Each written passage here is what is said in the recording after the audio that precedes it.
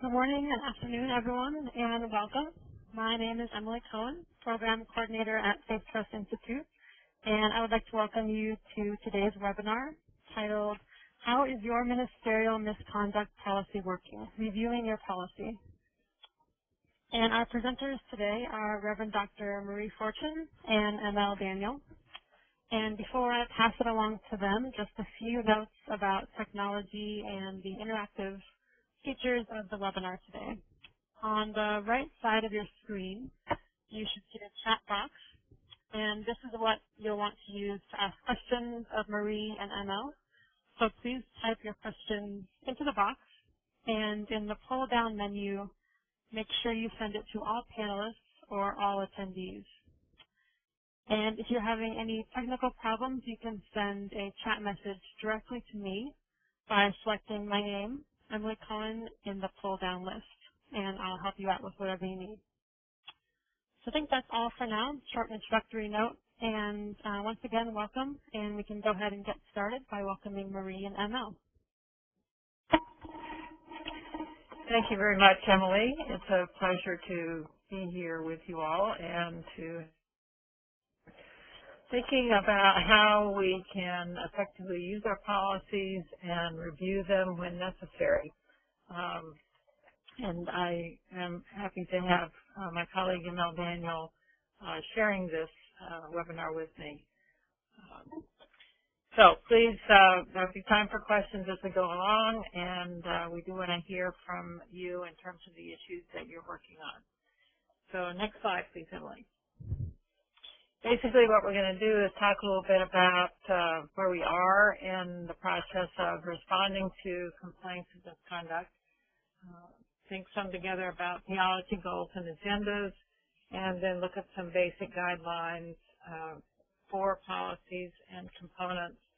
So our assumption to begin with is that you have a policy and it's time to review it, to revisit it, to consider how is it working, and some of the things we're raising are sort of basic structural questions in a policy that may then speak to some of the issues that you've encountered. But hopefully also in terms of your review of your policy, how you've used it and what you found, please bring to this discussion, because if there are problems you've run into, then that's something that we can speak to and at least explore a little bit together. Next slide, please. So the most current research about the numbers of people who are impacted by clergy misconduct involving sexual boundaries and sexual abuse comes from Diana Garland. And in her study, she found that 3% of women attending a congregation in various faith traditions have been the object of clergy sexual misconduct. And this is as adults, not as youth or children. This is the first research project that has done a random sample of just people to try to begin to discern the extent of the problem that we face in our various denominations. And so when she comes up with 3%, which doesn't sound like a lot, but when we put that in the context of a congregation, then we're talking about, as you see, a congregation of 400 people, 7 women in that congregation who would have experienced the violation of sexual boundaries by clergy at some point in their adult lives. So next slide, please. The other thing that Diana found was that the experiences reported range from what people would identify as an affair to verbal and physical abuse and violent rape. So a whole range of sexual violations involved in the experiences that were reported. And as we review that research, one of the things that we found is that our anecdotal experience here at Faith Trust fits very closely to what she found in terms of the research. So in that sense, there were no surprises. The helpful thing about this study is that it was done and that we now have at least the beginnings of some hard data to work with as we attempt to address these problems within each of our faith communities. So if you're interested in the study, this is the website, and you can read the whole thing. Okay, next slide, please. So in considering policy and what we're trying to do with policies at the point of intervention, where there has been a complaint made by an individual, it's, I think, helpful as we both develop policy and review policy to have a sense of kind of what are we really going for here? What's the overall framework for the purpose of this policy and procedure? And we want to suggest, and these are the questions to ask in terms of reviewing your own policy. What are your basic goals in having this? And so we would assert to address the allegation with a fair process, so that that's a fundamental value to the process, because if it's not a fair process for everyone involved, then the outcome will not have integrity. If the allegations are founded, that is, if in the process the people who are responsible for this investigation do find that there is credible evidence of the complaint, then the policy needs to provide for a repair of that breach of trust and making it justice, and we'll talk more about that a little later. And then does it offer resources for healing and for holding the abuser accountable? And then finally, resources for healing in the congregation. So that's kind of the initial checklist of what needs to happen. Next slide. Now, one of the things that we have found in reviewing policies is how frequently the policy really has no theological foundation, let's say. And my sense is, in working with groups on their policies, that particularly in the beginning, that people were so concerned to get some of the mechanics on paper, the what do we do when and who does what, that they simply overlooked the importance of a theological foundation for our response within faith communities. And so we feel like that's a really important dimension to making a policy that really speaks to our situations. And so I want to suggest that part of that is looking at the elements of justice making as a framework, a theological framework for, again, what are we trying to accomplish here? And the elements of justice making that we talk about at Faith Trust have been something that we've learned over the years in working with survivors of various kinds of abuse around what do survivors need for the healing process and subsequently for the whole community's experience of this. So I just want to go through these quickly in terms of basically, again, a framework, a theological framework to work from. Probably the most important thing that we hear from survivors is the importance of being able to tell their story. So that truth-telling, that being able to say, this is my experience, this is what happened to me. That's so critical that there's a space for that that's acknowledged and integrated into the intervention response of a policy.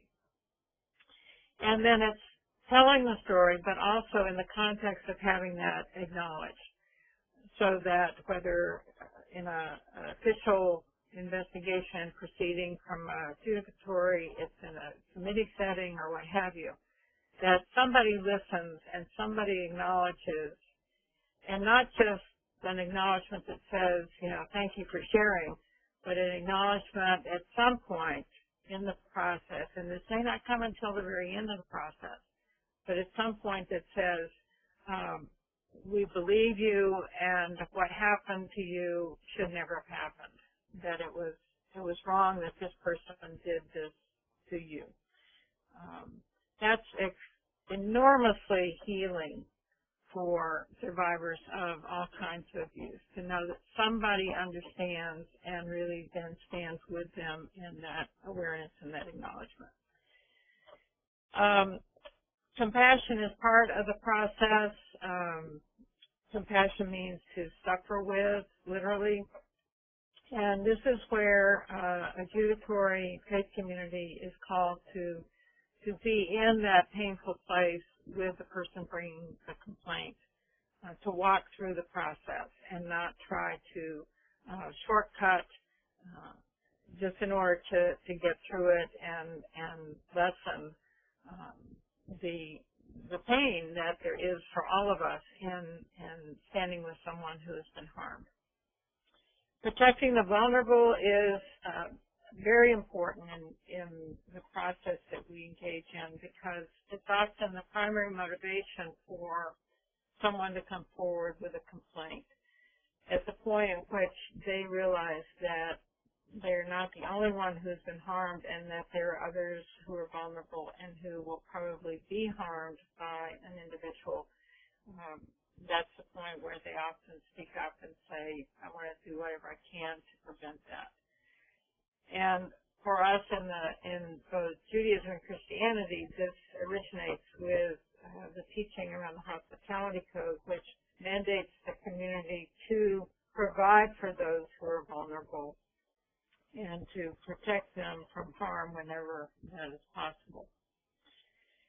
Accountability for the person that has caused the harm is critical.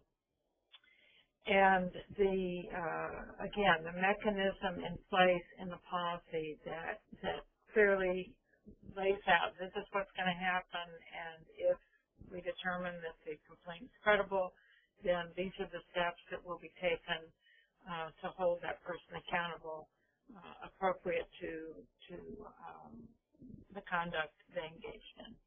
And we'll look at that in more detail in a few minutes. Restitution is potentially a significant part of this process.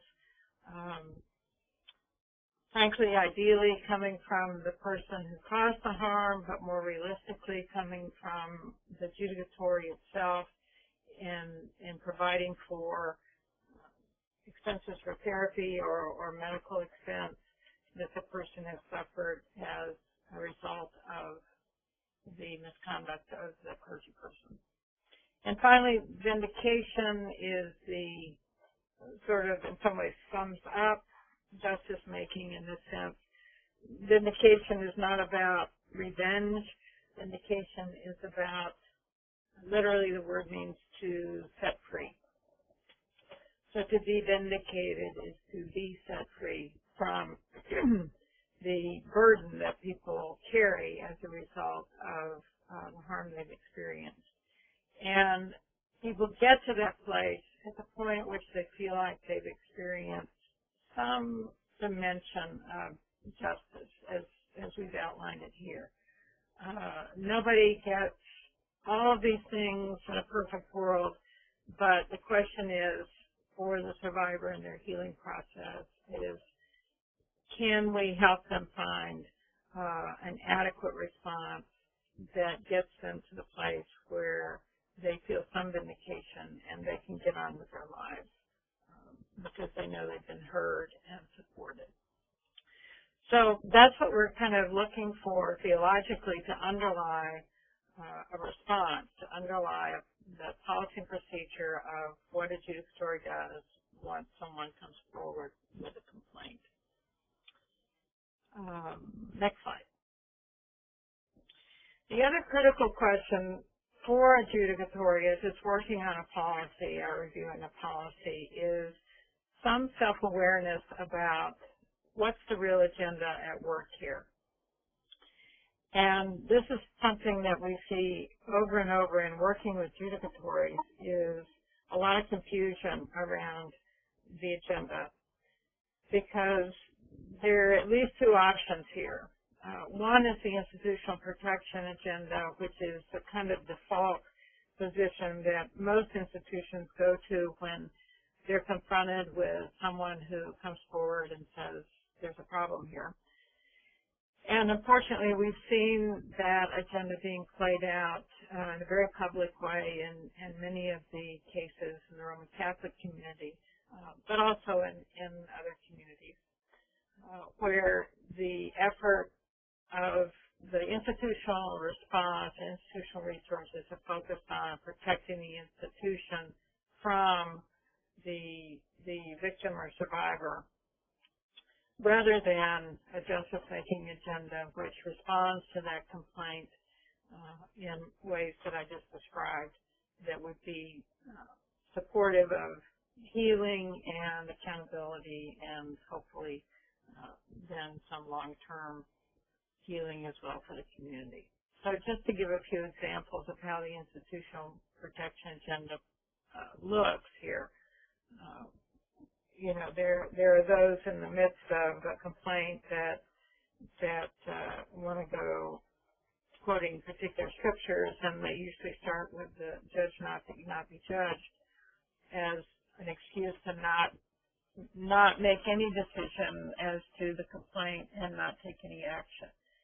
And in fact, this is just poor exegesis. All they need to do is read the whole passage, and it's pretty clear that in Romans 2, Paul is talking about hypocrisy, because what he basically says is just judge not that you not be judged, if you are in fact doing the same thing as the person you judge. And so that's a very different take than simply judge not.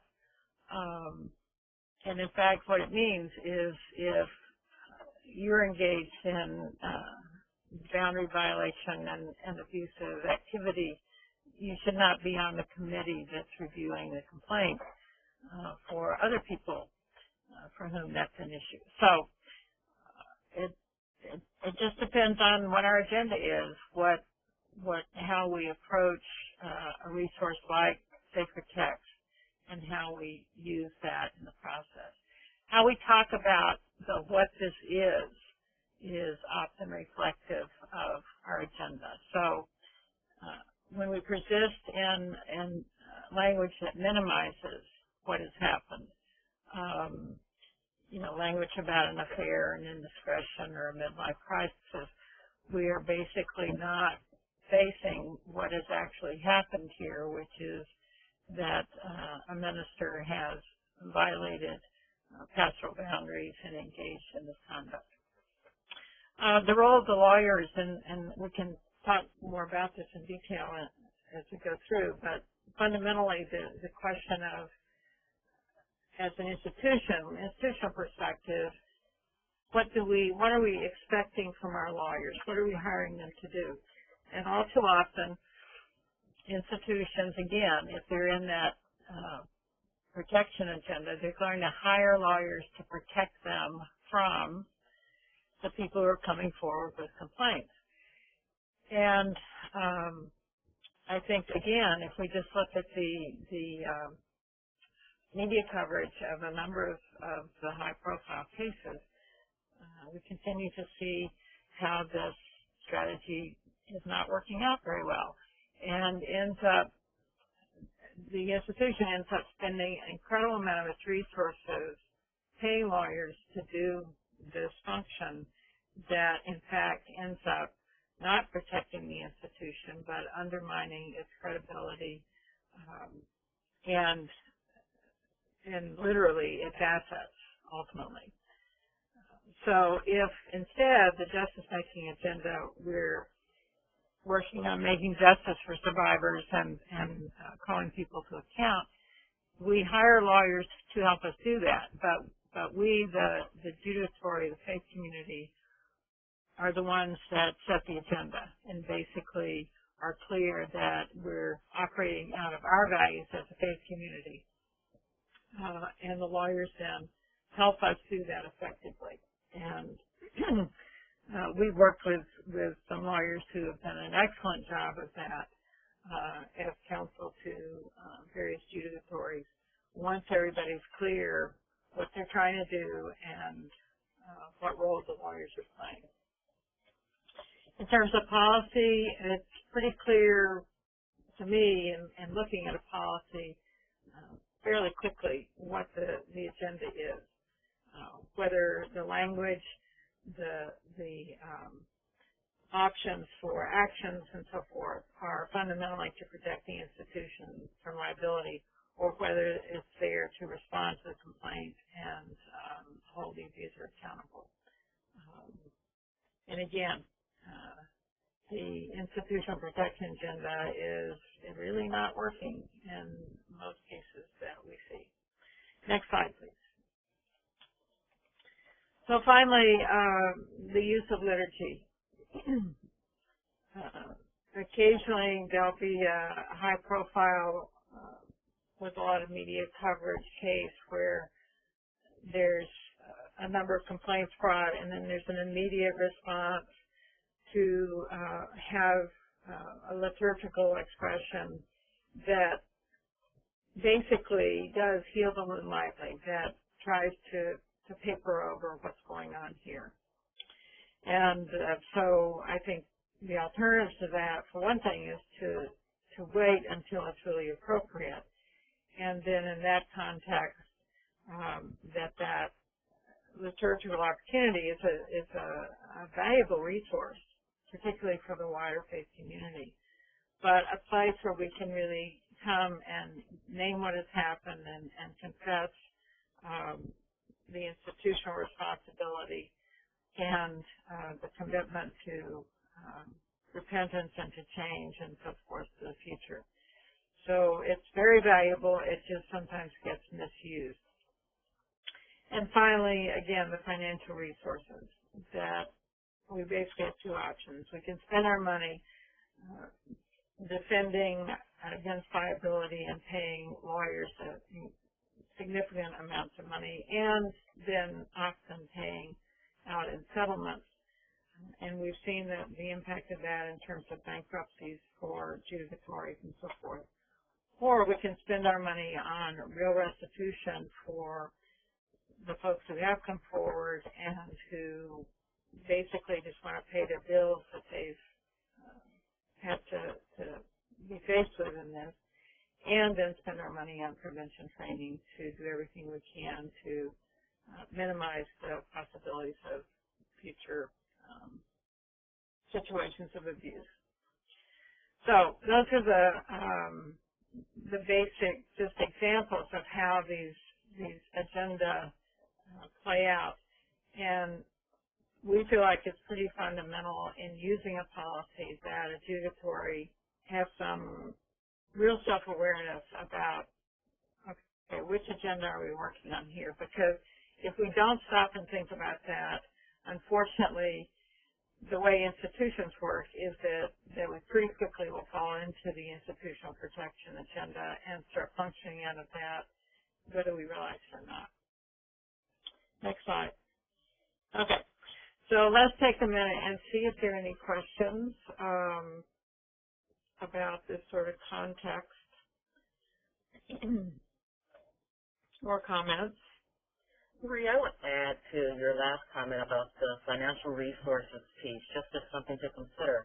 When you're defending the institution against civil litigation in a posture of institutional protection agenda versus the justice-making agenda, what I would suggest in that is that not to get too bogged down in that sometimes litigation is necessary. Mm-hmm. But what I would encourage the participants this morning to think about is that really should be a last resort after everything else had been attempted. That your first attempt really should be, and your first concern really should be, how do I begin to make the survivors and those who have been harmed whole? And how do I begin to heal the community before you resort to the litigation posture? And so I just wanted to add that sometimes litigation is actually not necessary and it's unavoidable. But that really should be the last possible resort that faith community should be looking at with respect to this. Yeah, and that's also true for most survivors. Is when they bring forward a complaint, what they're asking for is for their faith community to basically do right by them. And they don't want to go down that path of litigation at all if they can avoid it. But if they don't get a response that, in fact, supports their healing, the civil litigation route is the last resort for them. And then we have to deal with that. But it usually means that we as a faith community in our process have really failed in some way if it ends up going that direction.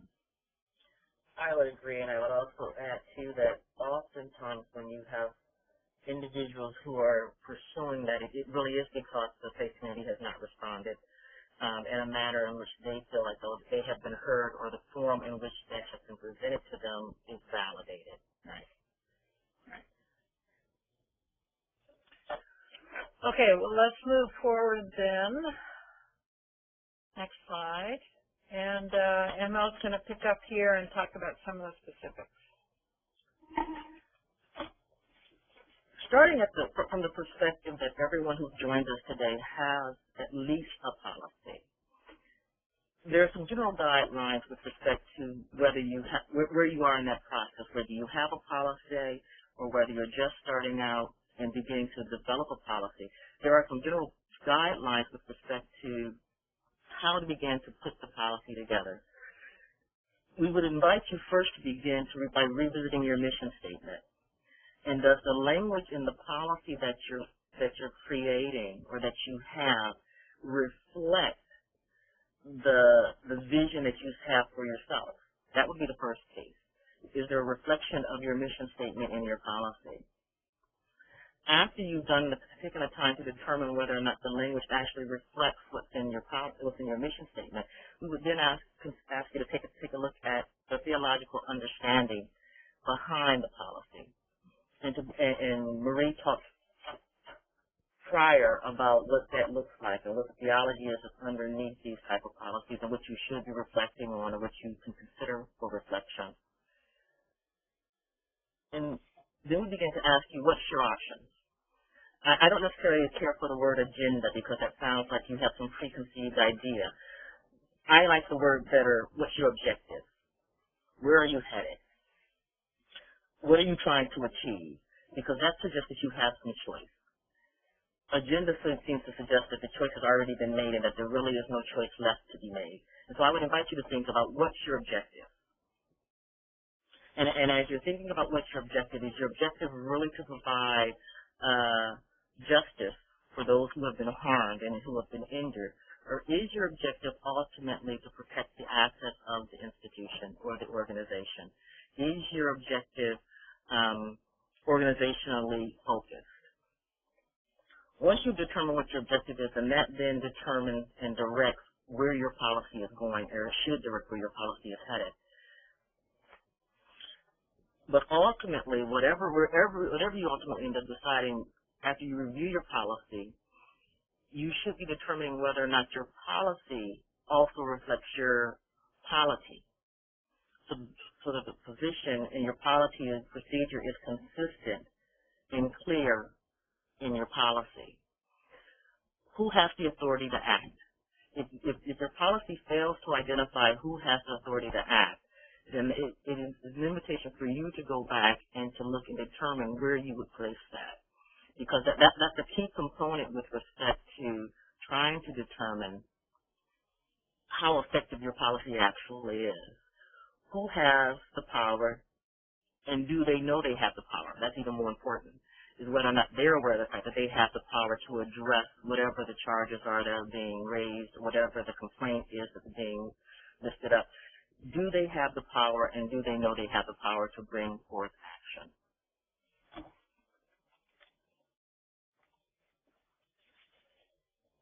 Next slide, please.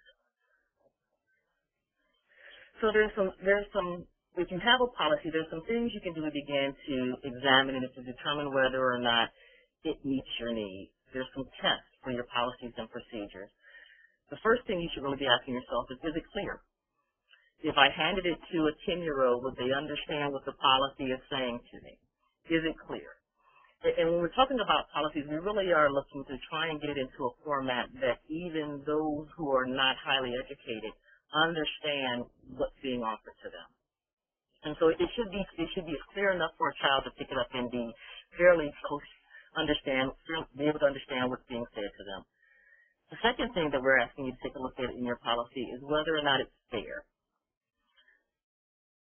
And then you determine whether or not, when you determine whether it's clear and whether it's fair, is there consistency in it? Is it being applied consistently with your mission and your theology?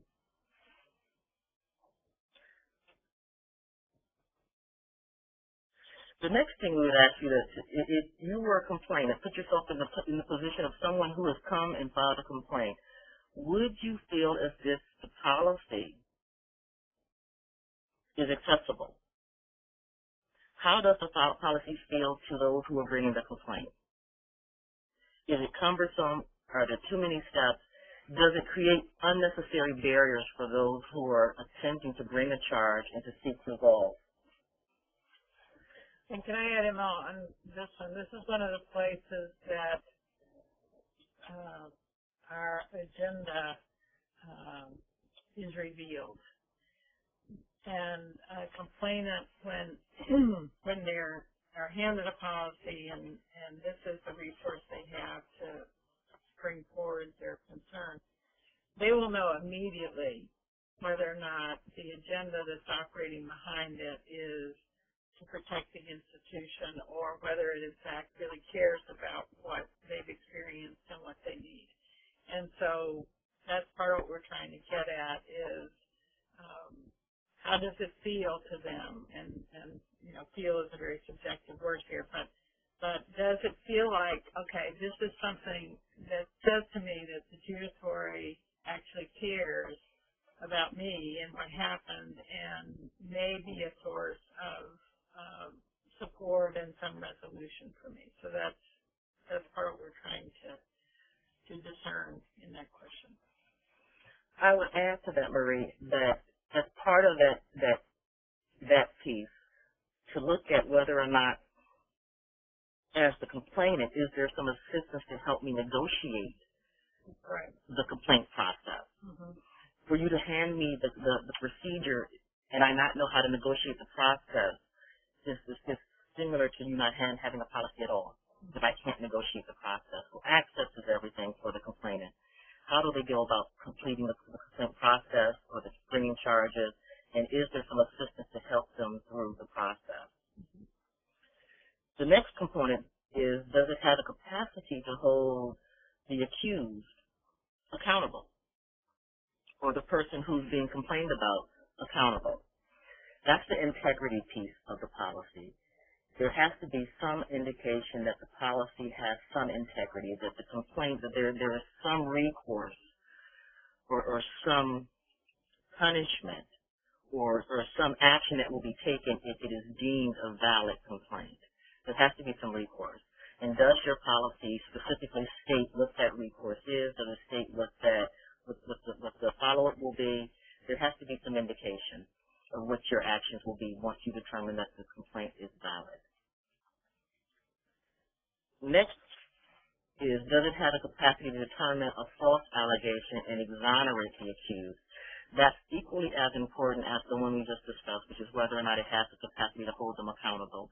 One of the things that makes and gives your policy integrity and gives confidence or offers confidence to those who are participating in the process and those who are even watching the process is whether there is a procedure in place to demonstrate that the allegations were false, as well as to restore the individual who has been accused.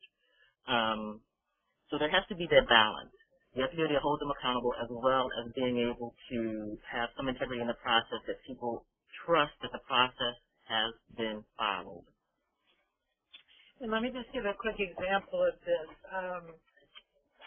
If a complaint were made against me and it turned out to be a false complaint, I would want the option then of what the judicatory would do to exonerate me in some way. And I would probably go with a public kind of thing. I would probably ask that the decision on the allegation be published in our denominational newsletter. Something that says that, in fact, the complaint was heard, was determined to be false, and that the matter is now closed and no action is taken.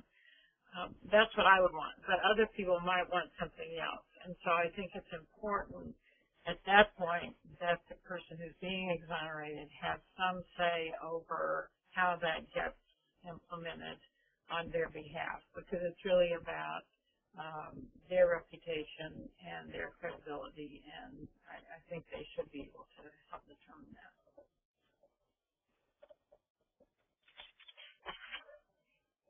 Next slide, please. So components. What are necessary components in a policy? What we offer is that policy statements should state clearly what behaviors are unacceptable. And what we find more often than not is that there's this catch-all phrase that's being used in many policies that says that conduct unbecoming the ministry or fitness for ministry. If I were to take a poll of everyone in the room this morning, I probably would get a variety of answers as to what conduct unbecoming the ministry is, as well as what does it mean to be fit for ministry. And that's part of the dilemma with respect to statements this vague. And when you're dealing with policies, is that they do not specifically identify what is the conduct that you're trying and attempting to address with the policy. And that's the piece that we're trying to invite you to consider when you're working on these policies and reviewing these policies, is what specifically is the behavior or the range of behavior that you're attempting to address with the policy. Next slide, please. So we offer as an example of what type of language would offer that specificity with regards to what is clergy misconduct. And we offer this. It is clergy misconduct when any person in a ministerial role of leadership or pastoral counseling, clergy, religious, or lay, engages in sexual contact or sexualized behavior with a congregant, client, employee, student, staff member, etc., be they an adult, a teenager, or a child in a professional relationship. What's nice about this particular language used here is that it outlines specifically what kind of behavior you're attempting to address with your policy. It does not lead to the subjective arena what the behavior is that you're attempting to address. Next slide, please. Let me just give one quick example why it's important. This was probably 10 years ago, a case where the complaint was brought and, it was basic sexual boundary violations and abuse. And the defense on the part of the clergy person, he acknowledged the behaviors, that he had been sexually involved with 2 or 3 congregants over a period of time and so on and so on.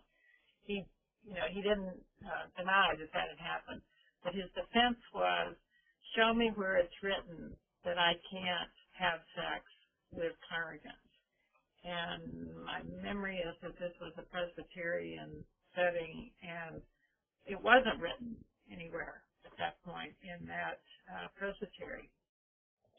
And basically, there was nothing they could do because, he was right. There was no place that said this behavior is unacceptable for you as a clergy person. And that's all he had to do was point that out, and they had no place to stand. So that's why some behavioral standard is important when it comes particularly to sexual boundary violations. I would add that that's the difference between justice making and being institutionally focused. The institutional focus would leave you with the vague definition, which which allow that type of response. There's nothing written. Whereas if you're truly focused and your objective at the end of the day with respect to these types of policies really is to bring forth justice, and that's your driving force is that justice be done, then you would be more specific, and they would have had a policy that specifically stated that. Right. Next slide, please.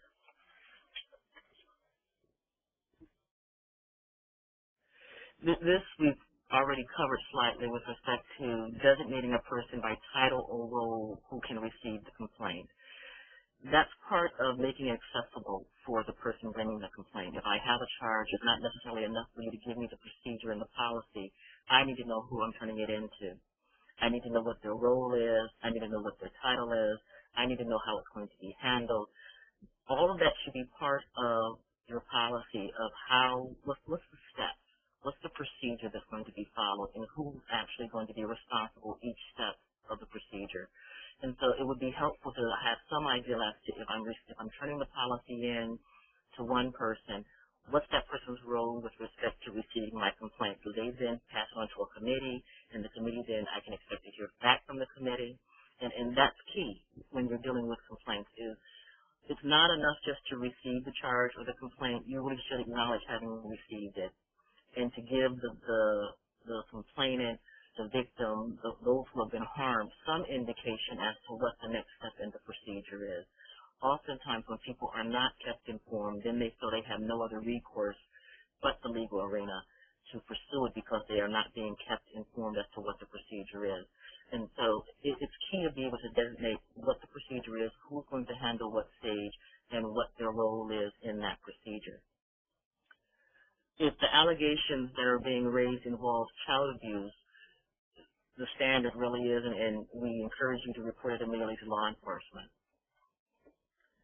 Next, does due process, fair and transparent,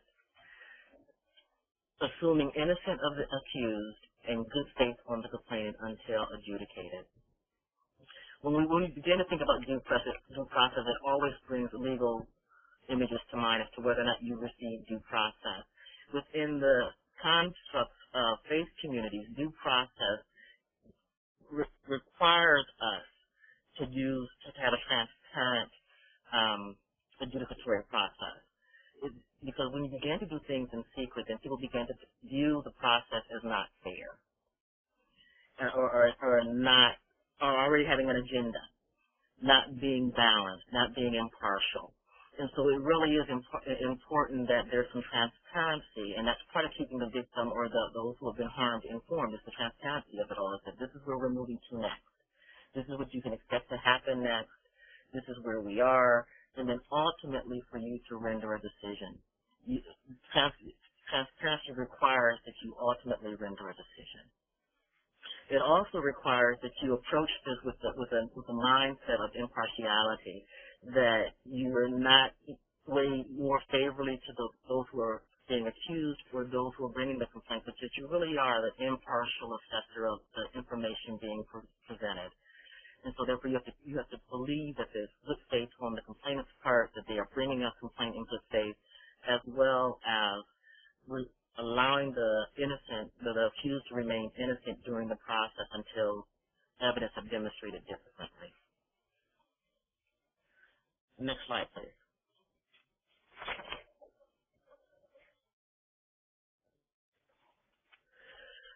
This goes further into the adjudication of the process, that the authorized body, whoever it is in your procedure, that's going to be ultimately reviewing the information, doing investigations, interviewing those who need to be interviewed, reviewing the documentation that's been presented, however that information comes in, whatever your process is for reviewing what has taken place, that the authorized body must decide based on the investigation material that they have collected. And we're inviting you to consider a standard of preponderance of the evidence. I know when we begin to talk about evidence and reviewing information and documentation and data, that what comes to mind generally is the Perry Mason of it all, where we're talking about beyond a reasonable doubt, which is a criminal standard of reviewing documentation, where you can have no doubt as to whether or not the event took place. in this particular instance, when we're talking about faith communities and reviewing complaints for misconduct, what we're inviting you to consider is a preponderance of the evidence. And when we talk about preponderance of the evidence, it's merely a matter of whether or not 51%, are you more likely than not to believe that it took place? And that's the standard for preponderance of the evidence. Are you more likely than not to believe that whatever the complaint or the charge is actually happened? You don't have to be overwhelmed with the evidence. You don't have to be floored with the evidence. It's merely a matter of, are you more likely than not to believe that something took place? Can I just add to that? One of the reasons for that is what we're trying to find out is there a problem here? You know, has somebody been harmed, and is there a problem on the part of the behavior of a clergy person that we, as a judicatory, then have some responsibility to address? And so that's what we're looking to determine based on this complaint that's come forward, and that we then make some decision about its credibility. And that really does require impartial reviewing of the evidence. When we talked about you assuming that the innocence of the accused and the good faith of the complainer, but it requires those who are reviewing the documentation, the evidence, the interviews, whatever they are, to be impartial, to look at the evidence as it stands and allow the evidence to determine whether or not the claim is valid or not. And if there is a preponderance of the evidence, for the adjudicating body then to make the determination that it is indeed a valid claim.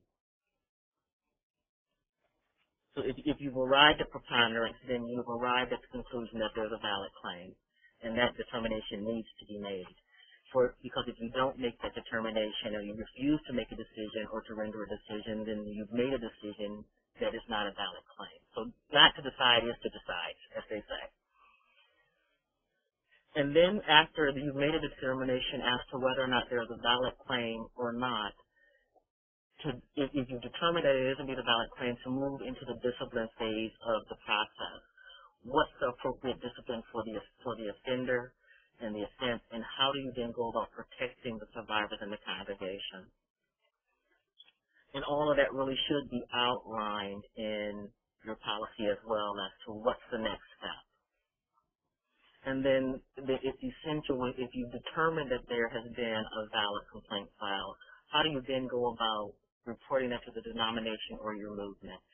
Because for you to make the determination internally and for it to go nowhere beyond that frustrates the process or the complaint for the complainer.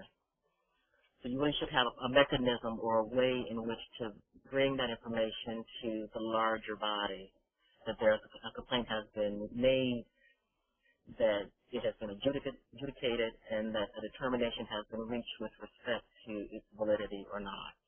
And that's true with respect to whether you find it a valid claim or not a valid claim, that should be reported to the denomination. Because where a lot of people fall short is that they want to believe that this is self-contained, but the reality is that more people actually know about your complaint than you think they know about your complaint. And so it really is best practice to make sure that that information gets to the denomination or the movement, whether you determine there's a valid claim or not.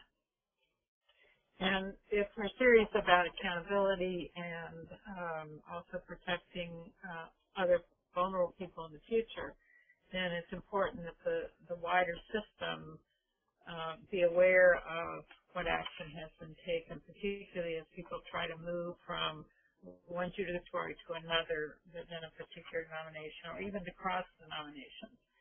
So whatever mechanism is appropriate, there's one mainline Protestant denomination that prints the outcomes of any of the complaint processes in its various conferences in the national newspaper that comes out once a month. So there's a whole section after the section that delineates where people have moved and kind of what the new employment situations are.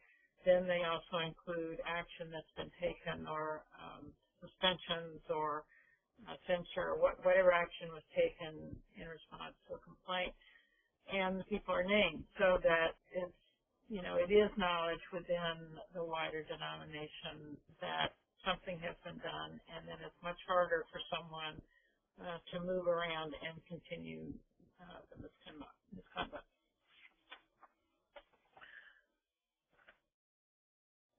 I would add at this point as well, after you've made a determination as to the validity of the complaint, that this will be also an appropriate place for you to make some determination as to your response to the survivors as well, as to how you intend to respond to the survivors and how you intend to respond to the congregation in both a yes and no, whether or not it's valid or not. This is also an appropriate place for you to outline how that response will take place and how they can expect to be communicated with regards to the determinations of the body. Next slide, please. And then for many denominations, there's already an established procedure for how to go about notification. That's what Marie was just talking about. There's a notification process already in place. So we would encourage you to use the established procedure within the denomination or movement for notification of adjudicatories or congregations within your region, within your geographical location, if appropriate. And then have a procedure for notifying congregations, pastoral care, and education.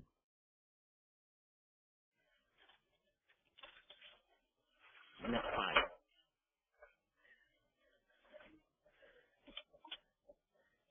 So at this point, we will open it up for questions as to whether there are questions with respect to that, and feel free to ask specific questions with regards to your own policies based on the information that we have talked about this morning, and whether or not there's some things that we can assist with that as well.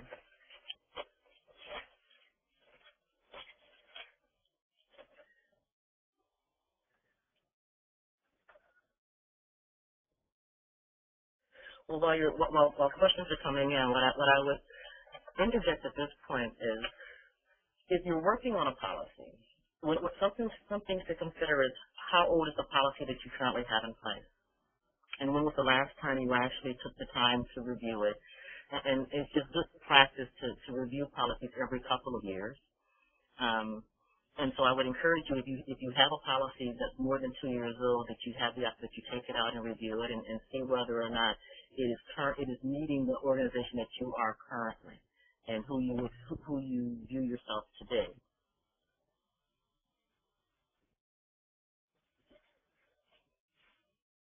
And the other thing in reviewing that is certainly helpful is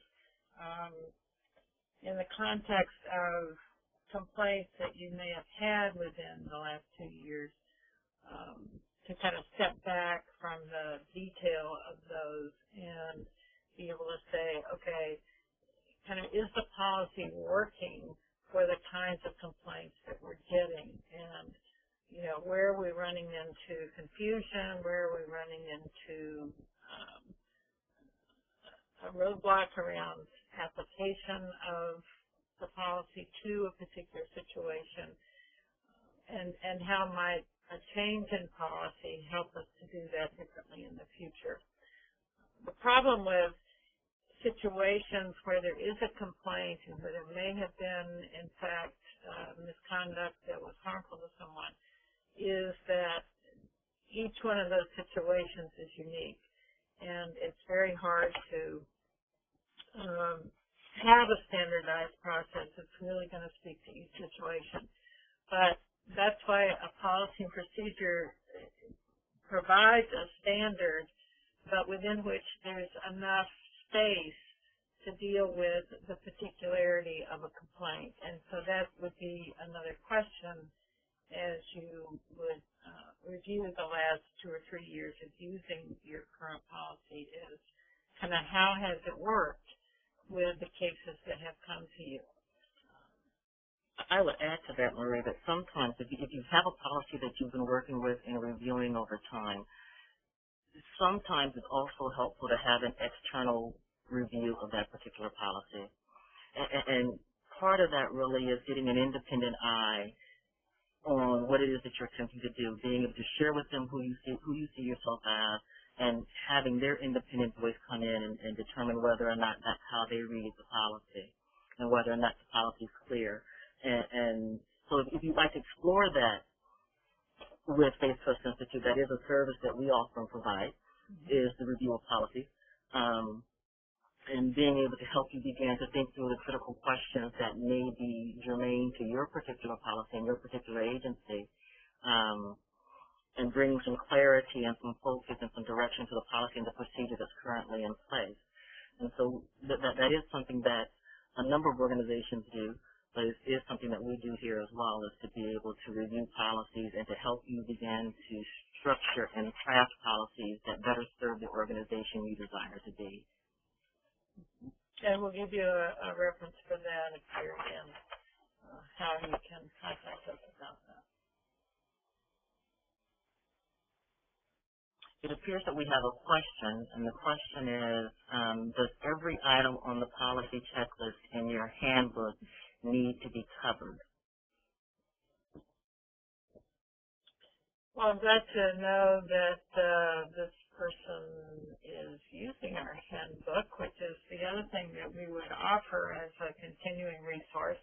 And again, information about that will be at the very end. But we prepared the handbook to go into detail around most of the items that we've shared in this hour together, so that you can take your policy and really delve into some of the particulars. But we've tried to provide in there everything we could to assist you with both preparing but also then revisiting and evaluating your process. And as to whether every item on the checklist, if I understand your question there, my answer would have to be yes,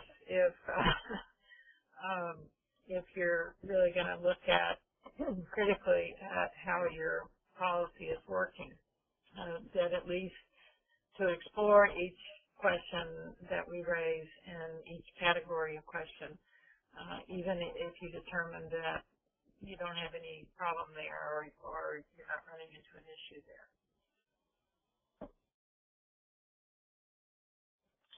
What I would add to that is that it's a checklist. It's an invitation to critically review all of those items and to at least have asked the critical questions around those particular things that have been identified in the checklist. And what's particular about policies and procedures is that each one is unique to each organization. And so you really do need to tailor it to the organization that you're working with and it needs to address the issues of that particular organization. And so you should be always concerned about adding things that are not relevant to the organization that you're working with, but they are questions that should raise other questions with respect to who you are as an organization for your policies and procedures. And so it may not be something that you include in your policy, but it's at least a question that you should be asking as you consider crafting your policies. And one of the things that it may do is suggest a gap in your process. And if so, then you just need to step back and see if that's really what's going on and you've overlooked something that needs to be addressed, and then you can make an addition based on that. But our work here at Faith Trust and the written resources and webinars and so forth that we present on this is an outcome of our work for a number of years in consulting with individual cases, with judicatories, and with policy development and review. And so we're trying to share out of that experience some of the things that we've learned that we hope will be helpful to those of you who are out there trying to develop and implement policies and procedures that serve you and your judicatory to the best extent possible. So we offer that, and we hope that this time has been helpful to you. If you go to the next slide, please, Emily.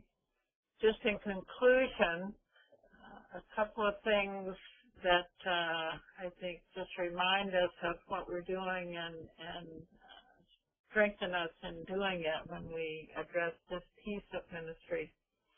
In 2 Timothy, we hear that God did not give us a spirit of cowardice, but rather a spirit of power and love and self-discipline.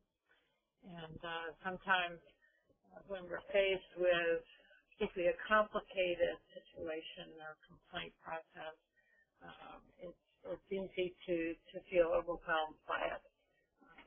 But this is a reminder that we go back to the source of our understanding and of our strength to be able to address the brokenness within our faith communities. And in Hebrews chapter 12, therefore lift your drooping hands and strengthen your weak knees, which is often where a adjudicatory committee or staff feels that they are. But to do that and make straight paths for your feet so that what is lame may not be put out of joint, but rather be healed. So this is, again, a reminder that our task as leaders in our faith community is to ensure that what is lame, what the harm that has been done may not be put out of joint, but rather that we be agents of healing. So thank you again, and if we go to the last slide, if we can help with a policy review, send it to us and we can set up a process by which we can give you some feedback and consult with you. The Responding to Clergy Misconduct, a handbook, is available on our website.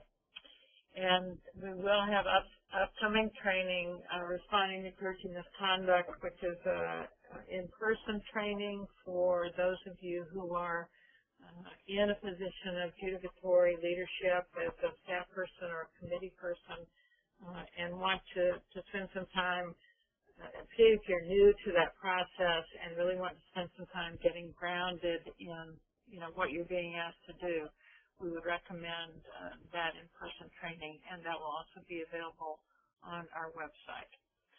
So, back to you, Emily.